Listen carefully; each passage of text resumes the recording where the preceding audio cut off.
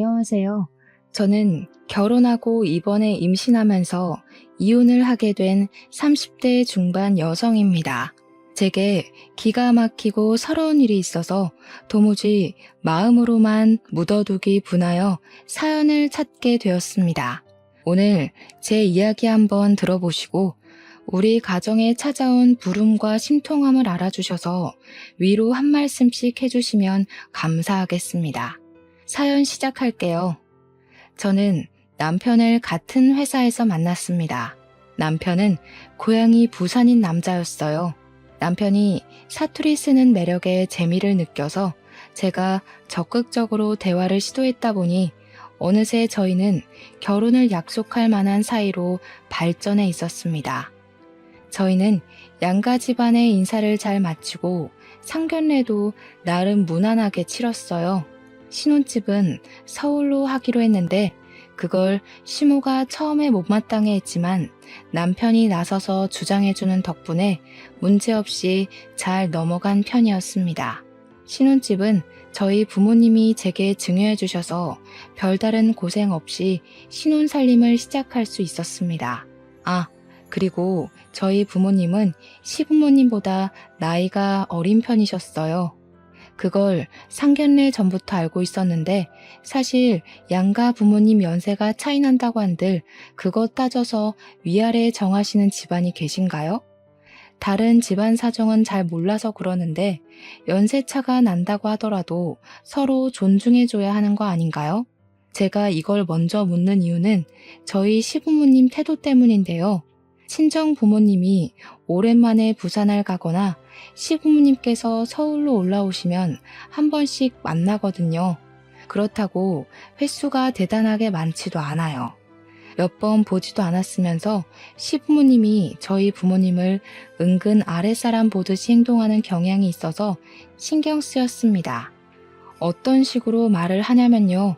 사돈, 거기 물 좀 줄래요? 숟가락도 좀 놔주시고요. 시키는 거 아니에요. 우리나라가 동방예의지국이잖아요. 한 살이라도 어린 사람이 먼저 움직이는 게 맞으니까 이해해 주실 거라 생각해요. 기회 돼서 만나게 되면 약간 이런 느낌으로 쭉 저희 부모님을 대하십니다. 이게 맞는 건지 모르겠어요. 당시에는 친정 부모님이 별 말씀 안 하시니까 저도 생각 없이 넘어갔는데 같은 상황이 반복되니까 점점 눈에 거슬리더라고요.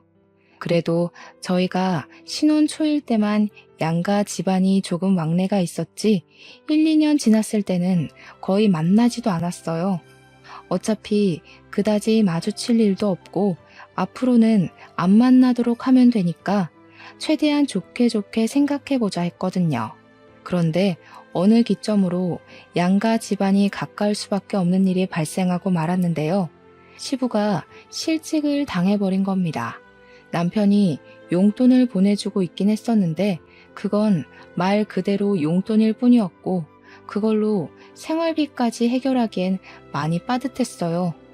게다가 시부가 퇴직을 해야 할 정도로 건강이 좋지 않은 것도 아니라서 두 손 두 발 놓고 놀기에는 시부모님 입장에서도 많이 불안했던 걸로 압니다. 그렇다고 시부가 어딜 다시 취직하는 것도 만만치 않은 연령이었어요. 시부 연세면 어디 가서 과장급이나 개인 사업자로 자리매김하고 있을 연세이셨는데 다시 지원서를 낸다는 것이 만만치 않았습니다. 그건 사업장 입장에서도 부담스러울 거예요. 나이 많은 신입사원을 어떻게 고용하겠습니까? 시부모님의 실직 문제는 시부모만의 고민거리가 아니라는 것도 걱정이었습니다. 남편이 시부모님에게 주던 용돈을 더 많이 얹어서 줘야 했는데 그것 때문에 남편도 많이 힘들어 보였고 저도 조금씩 보태주었지만 이렇게 가다간 저희가 저희만을 위한 돈을 모을 수가 없을 것 같아서 문제였어요. 그래서 저는 이 문제를 친정에 의논했습니다. 친정아빠는 제 이야기를 심고 깊게 들어주시더니 시부를 한번 서울로 불러오라고 부탁을 하시더군요. 엄마가 아빠한테 무슨 생각을 하는 거냐고 물었는데 아빠가 일자리를 하나 줄 생각이라고 하는 겁니다. 저희 아빠는 냉동식품 공장을 운영하는 대표이십니다. 아빠가 시부 처지를 충분히 이해해줘서 시부는 서울 사는 저희 친정집으로 올라오게 되었어요. 시부가 올라오신 날 저는 친정집을 방문해 보지 못했지만 엄마 말로는 시부랑 아빠가 술 한잔 기울이면서 얘기를 잘 끝냈다고 하더라고요. 그렇게 공장에서 시부에게 주어진 일은 택배 포장하는 역할이었습니다. 아빠도 시부가 어느 파트에서 일하게 될지 몰라서 미리 언지를 못 해줬고 일하는 당일에 공장을 가서 둘러보고 택배 부분으로 자리를 만들어준 거라고 하대요. 이 사실까진 모르고 올라온 시부는 좀 당황한 것 같았어요. 아빠는 힘들 것 같으면 안 해도 된다고 했으나 시부가 돈을 안 벌면 시댁에는 수익이 없고 시댁으로 인해 같이 피해받을 사람이 우리였기 때문에 일을 해야 했습니다. 그 이후로 시부는 저희 집에서 숙식을 해결하셨어요. 엄마가 불편할 수도 있는데 시부가 더 불편할 테니 서로 그렇게 배려하고 지내는 듯 했습니다. 저랑 남편도 한 번씩 시부를 뵈러 갔었어요. 친정집도 가고 공장도 찾아가 점심을 사드리기도 했죠. 그때마다 시부는 할만하다고 말씀은 하시는데 아무래도 고향 떠나서 배우자도 없이 남의 집에 얹혀 일을 하는 것이다 보니 마음이 마냥 편한 것만은 아닌 듯 보였습니다. 그건 친정 부모님들이 분위기를 아무리 편하게 만들어주려고 해도 어쩔 수 없는 부분이 있는 것 같았어요. 그래서 저랑 남편이 더 시간 날 때마다 시부를 찾아갔던 것입니다. 시부가 워낙 속마음을 잘 말 안 하니까 저희는 시부 마음이 어떤지 모르고 그냥 무작정 자주 찾아뵌 거거든요. 그런데 시부가 이 사실을 시모한테 말하면서부터 불편한 관계가 드러나기 시작했어요. 어느 날 시모한테 전화가 왔는데 친정 부모님이 아닌 제게 전화를 걸어 따지더라고요. 네 시애비 체면 안석에 택배 포장이 뭐냐? 너희 집에서 지금 우리 집안 무시하는 거야? 내 남편 실직됐다고 깔보는 거니? 네? 아니 어머님, 무슨 기분이신지 이해하겠는데 저희 부모님께서 그럴 리가 없잖아요. 저희 아빠는 아버님 처지 걱정해서 공장에 사람 필요 없는데도 겨우 자리 내준 거예요. 그러니까 뭐하러 없는 자리를 굳이 만들었냐고. 이왕 만들어줄 거면 공동대표나 부대표나 그런 걸 해줘야지. 택배 포장이나 하러 갈 거였으면 우리 양반이 그 먼 데까지 왜 갔겠니? 택배는 부산에도 할 곳 많아. 시모가 얼토당토하는 대표 자리를 요구하길래 어이가 없었습니다. 뭐 시부가 시모한테 택배 일이나 시켰다는 식으로 얘기했는지도 모르죠. 솔직히 실직 당한 사람 돈 벌 수 있게 해줬으면 고맙다는 인사 한마디라도 해야 되는 거 아닌가요? 시부가 저희 아빠 공장에 일 다닌 이후로 시모한테서 고맙다는 인사 한마디 없었대요. 그런데 시모한테서 그런 황당한 전화까지 받으니까 순간 예의고 뭐고 시모한테 짜증이 났습니다. 그래서 그 통화도 그냥 바쁘다고 대충 얼버무린 뒤에 끊어버렸어요. 남편에게 이 사실을 공유했는데 남편이 놀라서 제게 대신 사과하더라고요. 우리 엄마가 자존심이 좀 세서 그래. 당신이 이해해줘. 엄마가 잘 몰라서 그랬을 거야. 앞으로 그런 일 없도록 내가 엄마한테 단단히 일러놓을게. 진짜 미안해. 이거 처가 어른들은 모르는 일이지? 모르지. 이런 말 하면 얼마나 속상하시겠어. 어머님이 그렇게 말하니까 괜히 좋은 마음으로 도와준 우리 아빠만 악덕사장 된 것 같잖아. 내가 고맙다는 말까진 기대 안 해. 근데 대표 자리 달라고 하는 건 좀 아니지 않아? 알지. 진짜 미안해. 이건 내가 봐도 우리 엄마 실수가 맞아. 그러니까 처가 어른들께는 말씀드리지 말자. 내가 알아서 해결해 놓을게. 남편이 하도 사과를 하면서 면목 없어 하길래 그나마 화를 풀 수 있었어요. 남편 아니었으면 생각하고 생각하다가 정말 시모한테 제가 다시 전화를 걸었을 수도 있었을 겁니다. 남편이 알아서 시모 입단속 생각 단속한다고 했으니까 그렇게만 믿었어요. 그리고 시부에게도 일에 불만이 있으시냐고 슬쩍 물어보려고 했는데 제가 말기술이 없어서 괜히 시비 거는 걸로 느끼실까봐 여쭤보진 못했습니다. 그런데 이렇게 참았더니 문제가 좋아지기는커녕 더 고조가 되는 일이 발생하게 되었는데요. 시모가 남편한테만 연락해서 몰래 우리 신혼집 찾아온 거 아니겠어요? 그날 출근할 때까지도 모르고 있다가 퇴근하고 집에 오니까 시모가 들어차고 앉아 있어서 얼마나 당황했는지 모릅니다. 그 옆에서 남편이 제 눈치를 보면서 왔냐고 인사하더라고요. 너무 황당해서 순간 시모한테 안부 인사도 못 드리고 멀거니 서 있었어요. 그런 제 곁으로 남편이 다가와서 저를 방으로 데려가더라고요. 제 가방이랑 겉옷을 대신 받아주면서 말 못해서 미안하다고 하길래 저 그제야 남편을 향해 인상을 찌푸렸습니다. 어머님 오시는 거면 미리 말을 했어야지. 내가 야근이라도 해서 늦었으면 어쩔 뻔했는데? 나 진짜 심장 멎는 줄 알았다고. 우리 집 지금 정리도 안 돼서 엉망인데 어머님이 이거 보고 뭐라고 생각하셨겠어? 도대체 무슨 생각으로 입 닫고 있었던 거야? 미안해. 엄마가 당신한테 말하지 말라고 하도 당부해서 말 못했어. 아무래도 아빠 일 문제 때문에 찾아오신 것 같아. 일 문제라. 시모가 시부 일하는 걸 어떻게 생각하고 있는지까지는 이미 알고 있었기에 그리 놀랍지는 않았는데 그거랑 말도 없이 집에 들이닥친 거랑 무슨 상관인지는 이해가 안 되었습니다. 남편한테 더 물을 수 없었던 건 갑자기 시모가 안방문을 열고 들어와서였어요. 시모는 집 쳐들어온 걸로 모자라 방까지 쳐들어오더니 참 속편한 소리를 해댔습니다. 예, 소독 뿌리는 거 없냐? 서울은 코로나 아직 심할 거 아니야. 여기서 걸려서 갔다가 괜히 고생하는 건 아닌가 몰라. 대체 얼마나 예의가 없으면 갑자기 방문한 사람 입에서 저런 소리까지 나오는지 모르겠더라고요. 남편은 옆에서 안절부절 못하고 있었고 저는 그제야 시모에게 인사를 드렸습니다. 연락 없이 갑작스레 오셔서 놀랐어요. 오시는데 멀미는 안 하셨어요?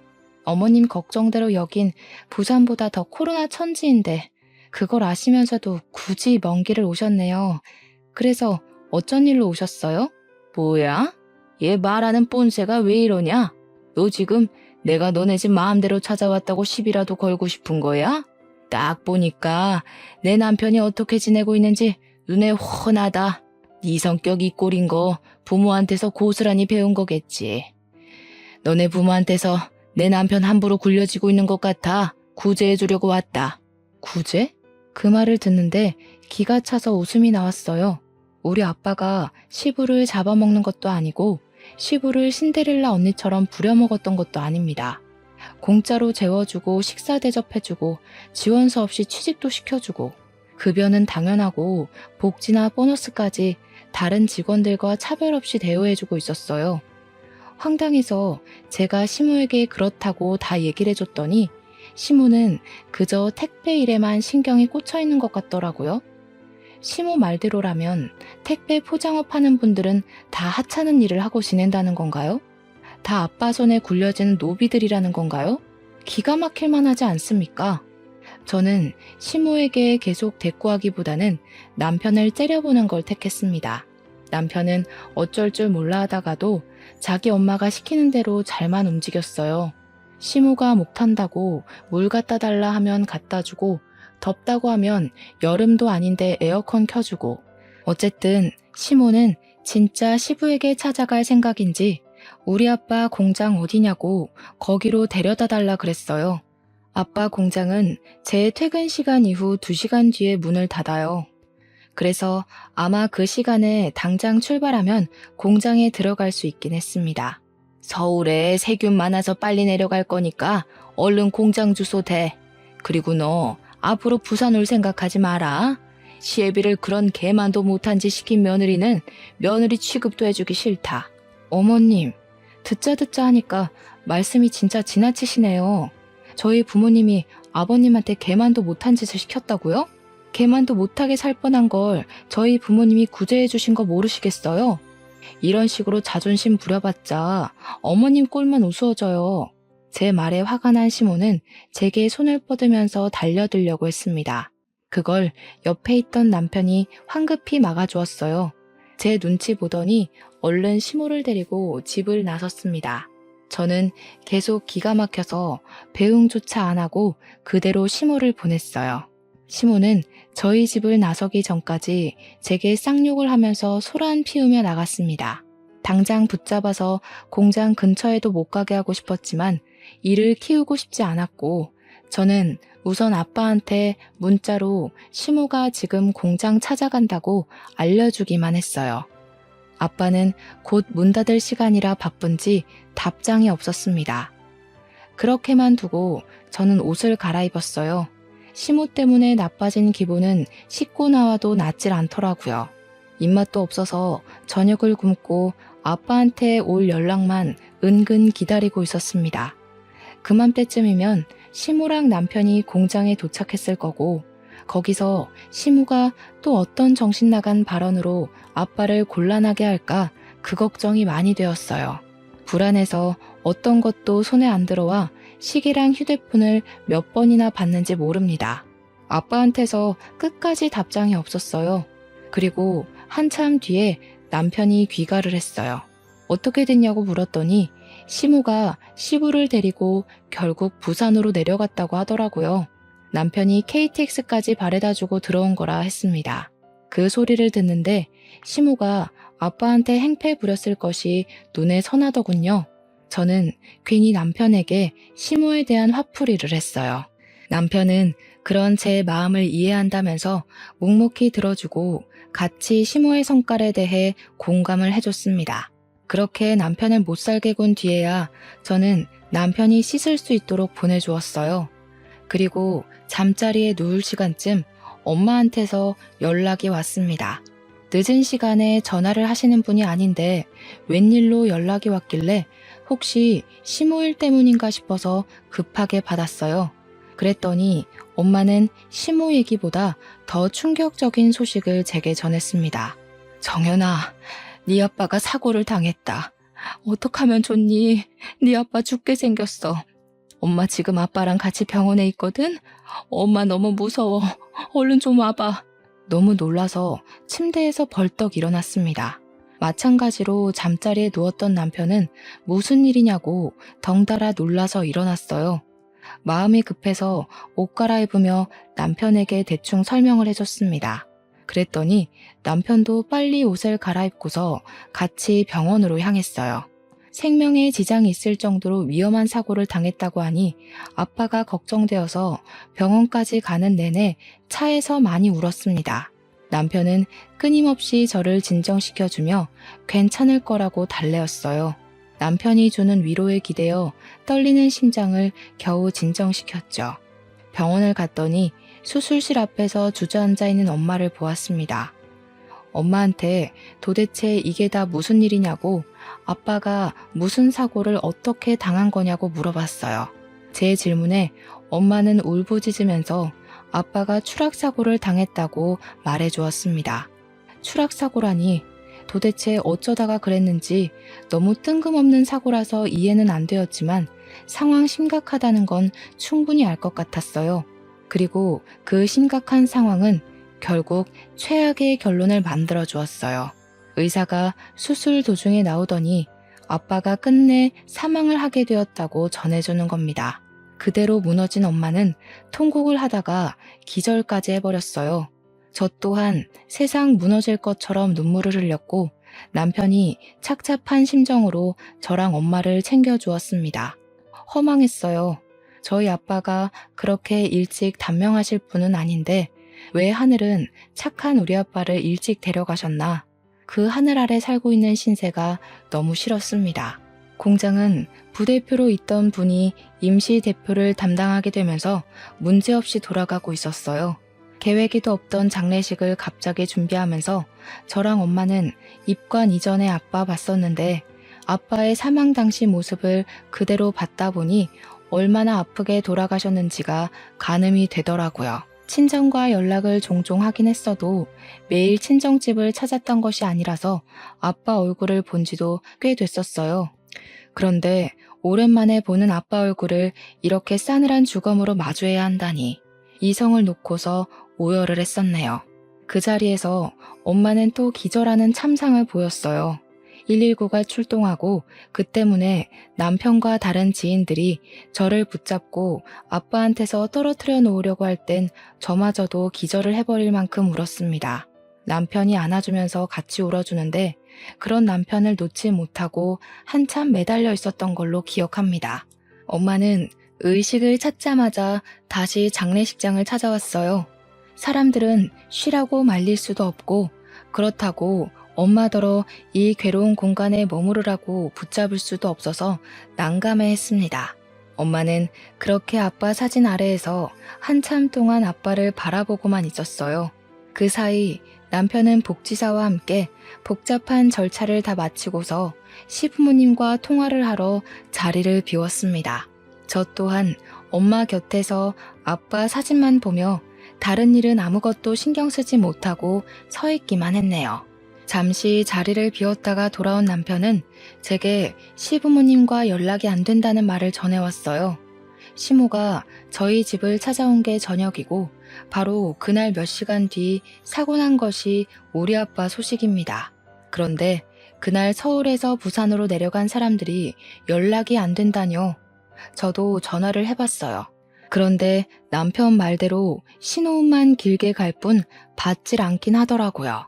일부러 안 받는 게 아니라면 새벽 시간이었기 때문에 벌써 주무시나 그 생각으로 넘겨야만 했습니다. 당시에는 시부모님 신경 쓸 겨를이 없어서 정신없이 첫째 날을 보냈어요. 그리곤 남편한테 연락을 받은 건지 다음날 시부모님이 지방에서 올라와 뒤늦게 빈소에 합류하셨습니다. 근데 오자마자 시모가 내뱉는 첫마디가 많이 당황스러웠어요. 아유, 방을 구석에도 잡았다. 다리 아픈 사람들은 오지도 못하겠어. 여기 방석 좀 갖다 줘요. 조금만 앉았다가 일어나야겠네. 시모는 도착하자마자 저희 식구나 아빠한테 인사를 하지도 않더니 자기 다리 아픈 것만 칭얼거렸습니다. 시부가 눈치 보면서 시모를 말려주는 덕에 제가 화를 참았어요. 남편도 제 눈치를 계속 봤고요. 그런데도 시모는 진짜 제정신이 아닌 건지 넋을 놓고 있는 우리 엄마를 부르면서 손가락으로 까딱까딱 움직였습니다. 사부인, 이리 좀 와봐요. 내가 여기까지 오는데 차비가 좀 들었거든요. 어제는 내 자의로 서울 올라온 거지만 오늘은 어쩔 수 없이 온 거잖아요. 원래 멀리 오는 손님한테 차비 정도는 챙겨줘야 되는 거 알죠? 그런 부분이 얘기가 돼 있는지 모르겠네. 따로 준비해 놓은 거 있어요? 어떻게 남의 상 치르는 데서 저런 말을 할 수가 있는 건지 모르겠습니다. 남이라도 이렇게까지 예의 없이 행동하는 사람이 몇 있을까요? 심지어 저희는 완전 남도 아니고 얼굴 몇 번 본 사이인 한 식구거든요. 주변 사람들이 시모 행동에 조용히 경악하면서 시선을 한데 모았는데요.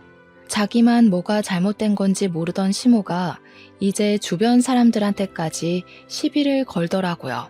뭘 그런 눈으로 쳐다봐요? 내가 뭐 틀린 말 했어요? 다들 좀 솔직해집시다. 시간 내서 와주고 부조금도 내는데 먼 곳에서 오신 분들 차비 정도는 여기서 해줘야 되는 거잖아요. 더는 참을 수가 없었습니다.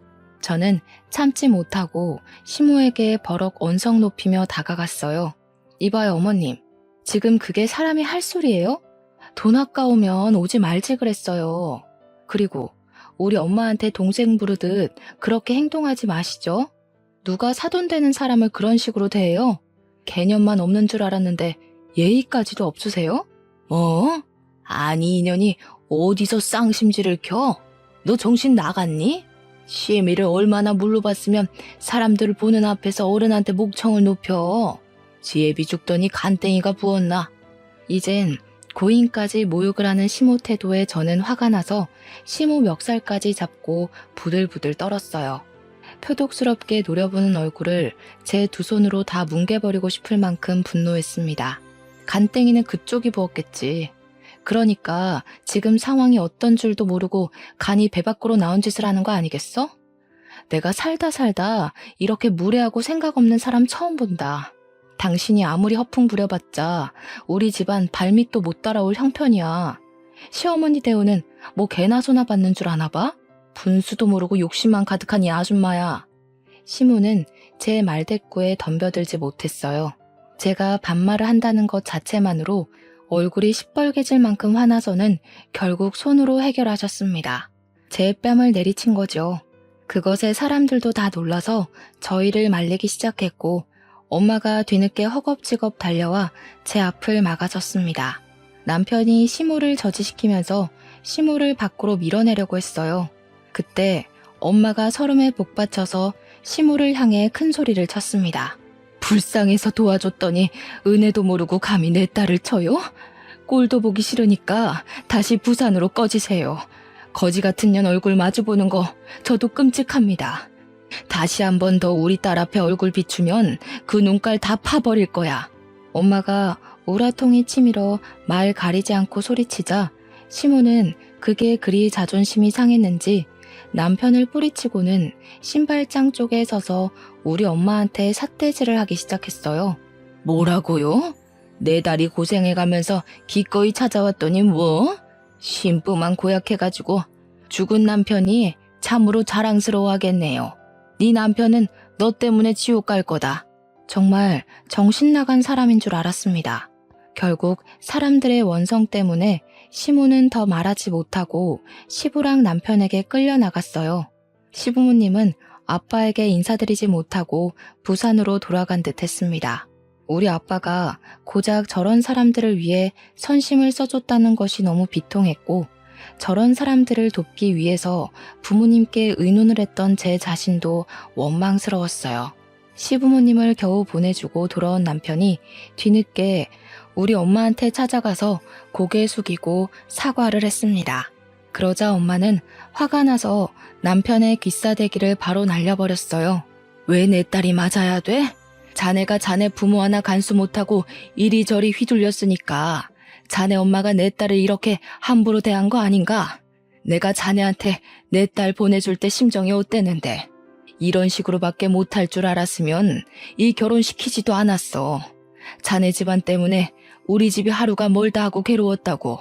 엄마는 사위에게 최대한 예의를 갖추며 참고 있던 감정마저도 모두 포기하고 남편에게 서러웠던 지난 시간들을 퍼부어댔습니다. 한이 서렸다고 느껴질 만큼 엄마의 울부짖음은 주변 사람들까지 가슴 아프게 만들었어요.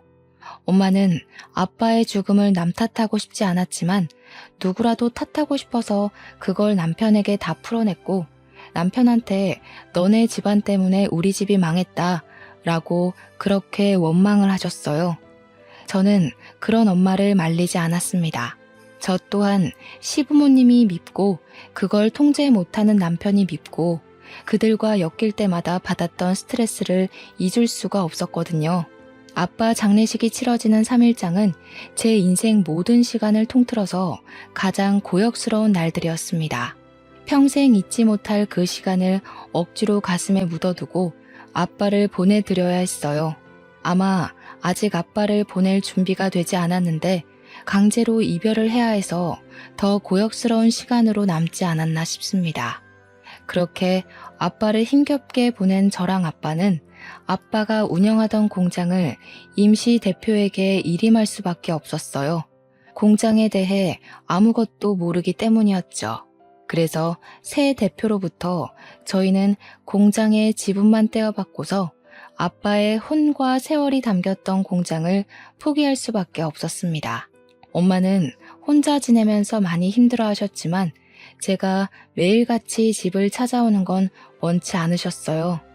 제 생활을 존중해 주려는 엄마의 마음이 제 발목을 더 붙잡는다는 걸 모르고 착한 엄마는 계속해서 제 마음만 고려해 주려 하셨습니다.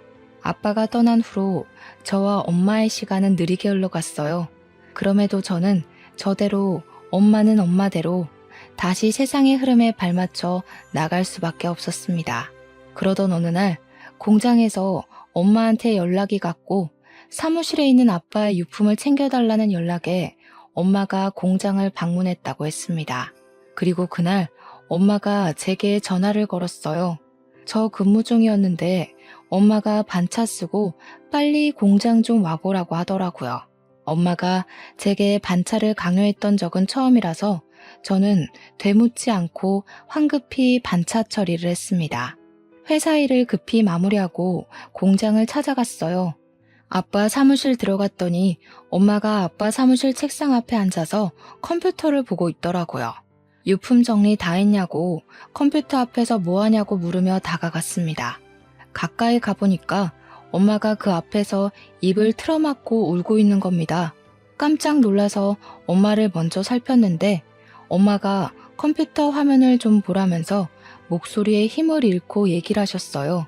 뭔가 싶어서 컴퓨터 화면을 바로 봤는데 엄마가 보고 있던 건 공장 내의 CCTV 영상이었습니다. 엄마가 아빠의 마지막 모습을 보려고 날짜를 조정했다가 몰랐던 사실을 발견한 것이었어요. 당연히 일시는 아빠가 사망한 날짜였고 시모가 갑자기 우리 집을 들이닥쳤던 그날로 맞춰져 있었습니다. 화면 안에는 아빠 사무실로 찾아온 시모가 보였어요. 시모는 아무도 없는 아빠 사무실을 여기저기 막 뒤지더니 돈 되는 걸로 보이는 물건을 하나씩 가방에 넣고 있었어요. 이미 그 사실만으로도 기가 막혔는데 뒤늦게 사무실로 돌아온 아빠한테 시모의 행각이 발각되자 놀란 시모는 아빠랑 실랑이를 벌이기 시작했습니다. 그러다가 시모가 선반에 있는 돌 모양 조형물로 아빠의 머리를 내리쳤어요. 그 순간 저는 깜짝 놀라서 비명을 지르며 입을 틀어막았죠. 화면 속 아빠는 그대로 쓰러졌습니다. 그러자 그것에 시모가 놀라서 사무실을 뛰쳐나갔는데요. 얼마 지나지 않아 시모가 다시 돌아왔는데 그 뒤를 따라 시부가 들어오더라고요. 그리곤 시부모님 둘이서 쓰러진 아빠를 살피더니 시부가 일어나서 바깥의 망을 잠깐 보는 겁니다. 사람이 의식을 잃었으면 빨리 119 신고를 해야 되잖아요. 근데 시부는 그대로 사무실 문을 닫더니 사무실 문을 잠그기까지 했어요. 안절부절 못하는 시부에게 조용히 하라는 손짓을 하다가 시부가 자기 양말을 벗어서 아빠 얼굴에 흐르는 피를 급히 닦기 시작했습니다. 한참을 그렇게 움직이다가 아빠를 끌어서 소파에 뉘었어요. 마치 사람이 자는 것처럼 보이도록 자세를 고쳐주었죠. 그러고는 둘 다 사무실 밖으로 도망을 쳤습니다. 너무 충격적인 장면이라서 저도 엄마처럼 입을 틀어막고 울었어요. 다리에 힘이 풀려 주저앉고 말았고 아빠 생각이 다시 치밀어 올라서 괴로웠습니다. 아빠가 어떻게 추락사고가 일어난 건진 모르겠지만 원인 제공을 한 사람이 시부모님이라고 봤기 때문에 바로 112 신고를 했어요. 시부모님을 고소할 작정으로 신고를 한 거였고 CCTV 영상을 증거로 제출했습니다. 남편한테는 말해줄 여력이 없어서 못했어요. 나중에 남편 퇴근하고 집에 오면 그때 말해줄 생각이었습니다. 그리고 저는 이미 이혼을 마음먹은 상태였죠. 제가 남편과 이혼하지 않는 이상 시부모님과 가늘게라도 인연이 묶여 있어야 한다는 건데 그 사람들을 볼 때마다 떠오를 아빠 모습 때문에 일상을 살기 힘들 것 같았거든요. 어떻게 볼 때마다 죽이고 싶은 사람과 한 울타리 안에서 가족을 하고 살겠습니까? 이미 아빠 장례식도 시가에 많이 실망한걸요. 남편은 그것 때문에 제가 이혼하자고 할까봐 그 뒤로 거의 매일을 죄인처럼 살고 제게 빌었었어요. 시부모님 잘못인데 남편이 그렇게 저한테 빌 때마다 한편으론 안쓰럽기도 했습니다. 부모 잘못 만난 죄로 남편은 평생 가시방석처럼 살게 된 셈이잖아요. 그런 남편이 안쓰러워서 이혼을 고심하긴 했었지만 CCTV 영상에서의 시부모님 행동은 남편이 앞을 기면서 붙잡아도 넘어가 줄 수 없는 문제라고 생각했어요. 그래서 이혼 합의서도 미리 준비했고 그렇게 남편이 퇴근하기만을 기다렸죠. 그런데 남편이 귀가하기도 전에 제게 청천벽력 같은 소식이 하나 더 들려왔습니다. 제게 연락이 온 건 다름 아닌 경찰이었어요. 경찰 쪽에서 말을 해주길 저희 아빠의 사고가 시부모님의 짓만이 아니었다고 말하더라고요. 그러면서 경찰이 제게 남편이 뭐 하는 사람이냐고 묻는 겁니다. 그 순간 왠지 모를 쎄한 기분이 느껴졌어요. 설마 하는 마음으로 내 남편은 일반 회사원이라고 말했더니 경찰이 제게 웬 녹취록 파일을 보내줬습니다. 그리곤 남편이 현재 어디 있는지 아냐고 물었어요. 아직 파일은 보지 못했지만 남편에게 제가 모르는 비밀이 있다는 걸 직감했습니다. 남편은 근무 중이라고 전해줬고 경찰과 전화를 끊은 뒤에 저는 녹취록 파일을 재생해봤어요. 장인어른, 공장 저 물려주세요. 장인어른 집안에 아들 없잖아요. 제가 대신 아들 노릇하면서 공장 더 크게 키워보겠습니다. 그 얘기는 진작에 안 된다고 하지 않았나? 됐네. 이미 부대표 있고 또 나는 이 공장을 크게 키울 생각이 없어. 진짜 세상 물정 모르시는 거예요. 장인어른 공장 여기서 더 키우면 웬만한 재벌처럼 성장할 수 있다고요. 언젠가는 누구 물려줘야 할 텐데 남 주는 것보단 식구가 이어받는 게 낫지 않아요? 계속 했던 말 또 하게 하네. 자꾸 이러면 나 정연이한테 얘기할 수밖에 없어. 자네랑 정연이 사이 괜히 문제 안 만들고 싶어서 참아주는 거야. 그만 선 좀 지키지 그래. 나도 점점 참기가 힘들어지는데. 딸 걱정은 그렇게 하는 게 아니에요. 저희가 월급만 받아서 언제 돈 모으고 애 키우고 하겠어요. 장인어른, 딸을 위해서라도 공장 저 주셔야 된다고요. 공장 주는 게 싫으시면 그 공장 팔고 저랑 다른 사업 시작해보시는 건 어때요? 경찰이 보내준 파일은 남편과 아빠의 통화 내용이었습니다. 남편이 아빠랑 이렇게 많은 통화를 하고 지냈다는 걸 전혀 몰랐어요. 파일 일자들을 보니까 남편이 저희 아빠에게 주기적으로 전화를 한 것 같더라고요. 그리고 전화의 모든 녹취 내용에는 공장 재산 얘기가 빠지지 않았습니다. 순서대로 들어보면 아빠는 처음부터 남편의 제안을 단호하게 거절했고 남편은 날이 갈수록 예민해지고 버릇없는 말투를 만들어갔어요. 이것만으로 이미 충격인데 경찰이 제게 녹취뿐만 아니라 어떤 영상까지 보내놨더라고요. 이미 심장은 뛸 수 있을 만큼 최대치로 뛰기 시작해서 영상을 누르는 손가락을 망설이게 되었습니다. 그래도 확인했죠. 남편이 시부모님과 다를 바 없는 사람이라는 걸 녹취 파일로 알았더라도 영상은 봐야 했어요.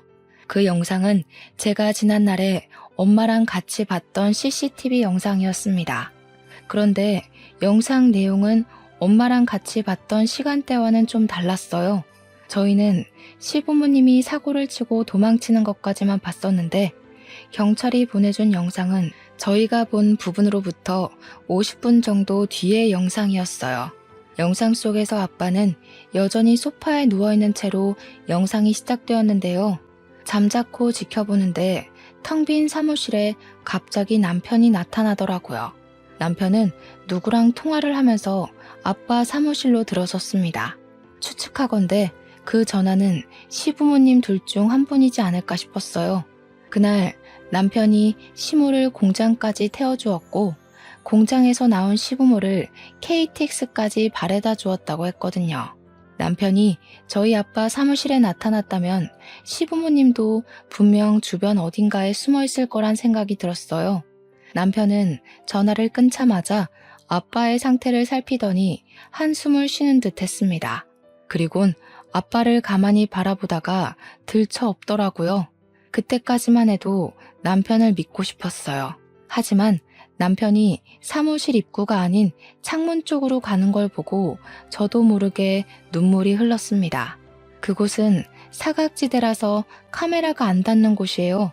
그런데도 남편이 무슨 짓을 했는지 예상이 되더라고요. 다시 화면에 비친 남편의 모습은 역시 아빠 없이 혼자였습니다. 그 뜻은 남편이 저희 아빠를 창문 밖으로 던져버렸다는 증거물이나 다름없었어요. 중간에 예상을 했음에도 남편 홀로 사무실을 빠져나가는 모습에 너무 놀란 저는 주저앉아 버렸습니다. 엄마한테는 알리고 싶지 않았는데 경찰이 엄마한테 먼저 연락하고 저한테 연락한 거더라고요. 제가 엄마를 찾아갔을 때 엄마는 역시나 방구석에서 오열을 하고 있었고 저는 그런 엄마를 부둥켜 안으면서 한참을 같이 울었어요. 그리고 엄마한테 사과했어요. 형편없는 사람이랑 엮어서 엄마한테 소중한 아빠를 잃게 만들었다고. 너무 죄송하다고 용서를 구했습니다. 엄마는 제 용서에 대답도 못하고 하염없이 울기만 했어요. 더 이상은 그 사람들로부터 고통받고 싶지 않아서 돈을 좀 써서 유능한 변호사를 구했습니다. 빨리 구속 처리 부탁한다고 최고 형량으로 때려달라고 경찰이랑 변호사에게 사정을 했죠. 경찰은 당연히 시부모님뿐만 아니라 남편까지 연행을 하였어요. 남편이 구치소로 옮겨지기 전 저는 미리 그곳을 찾아가 남편을 기다렸습니다. 남편과 마주치자 머리부터 발끝까지 소름이 돋았어요.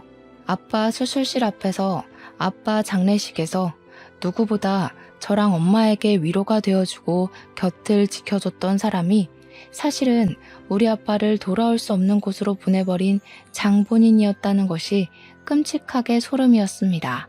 우리 아빠를 자기 손으로 보내놓고 우리 아빠 입관식 때 같이 울었다는 것이 미치게 혐오스러웠어요.